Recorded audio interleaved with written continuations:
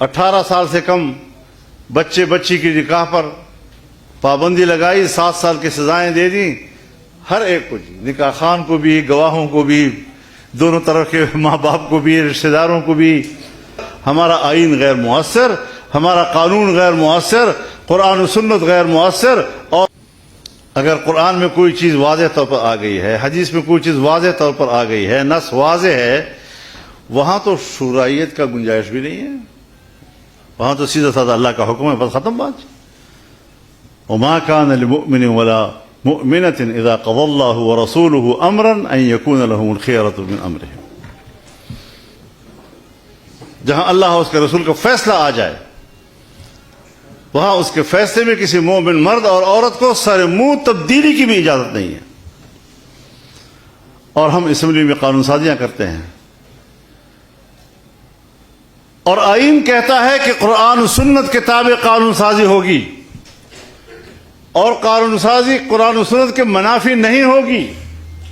लेकिन हम जब असेंबली में कानूनी ड्राफ्ट लाते हैं तो उसके पीछे लिखा होता है कि ये कानूनी ड्राफ्ट जो हमने बनाया है और असेंबली में हम पेश कर रहे हैं कानून साजी के लिए, इसके वजूहात क्या हैं, इसका सबब क्या है।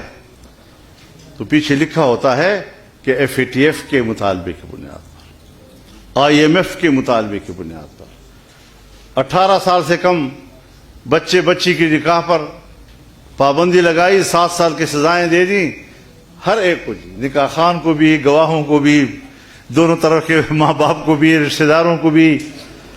और पीछे लिखा हुआ है अक़वाम मुत्तहिदा के फलाने फलाने मुतालबे की बुनियाद पर। ये पाकिस्तान के हुक्मरान हैं जो हल्फ उठा चुके हैं कि हम इस आइन की पासदारी करेंगे, आइन के मुताबिक मुल्क को चलाएंगे। और यहां मुल्क से बाहर की तमाम हिदायत दी जा रही है। हमें अपने मुल्क के अंदर हमारा आइन गैर मुअस्सर, हमारा कानून गैर मुअस्सर, कुरान और सुन्नत गैर मुअस्सर और बैनुल-अक़वामी वो कवानीन के जो न पाकिस्तान के मफाद में हैं और न ही वो इलाके के मफाद में हैं, न पाकिस्तानियों के मफाद में हैं, वो कानून साज़ी हम उनके कहने पे कर रहे हैं।